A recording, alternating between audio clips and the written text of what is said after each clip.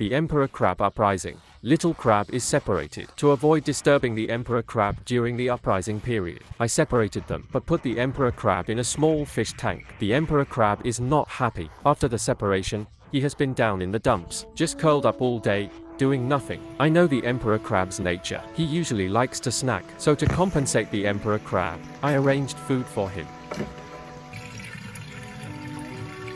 As for little crab, well, here's little crab, and the fish tank still has an old resident.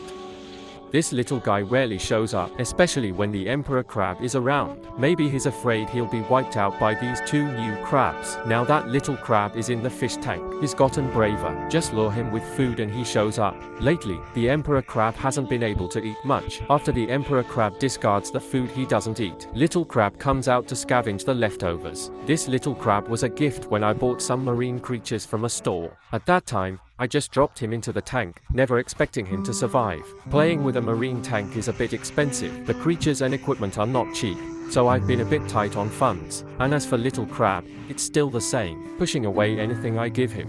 Whether it's low calorie or high protein, little crab won't touch any of it. I've seen in the comments, many people say it's because little crab is pregnant, saying it's normal not to eat during pregnancy. But when Lisa was pregnant, she dragged a lobster into the house and ate big chunks, so the theory that little crab doesn't eat because of pregnancy seems a bit unconvincing. Actually, little crab has always had a poor appetite since it arrived, and his fighting power is weak. When the emperor crab is hunting, little crab just watches. He hardly eats any of the emperor crab's catch. So now, I seriously suspect there might be something wrong with little crab. Many people have messaged me asking how to raise crabs. Raising crabs is easy, but choosing crabs requires some skills. First of all, wild crabs are the easiest to raise. It's almost impossible to kill them. I don't recommend marine crabs. The profit margin in the seafood sales process is very high, and the technology used is quite advanced. If you really want to raise them, I recommend blue crabs. Blue crabs should be raised in dry conditions,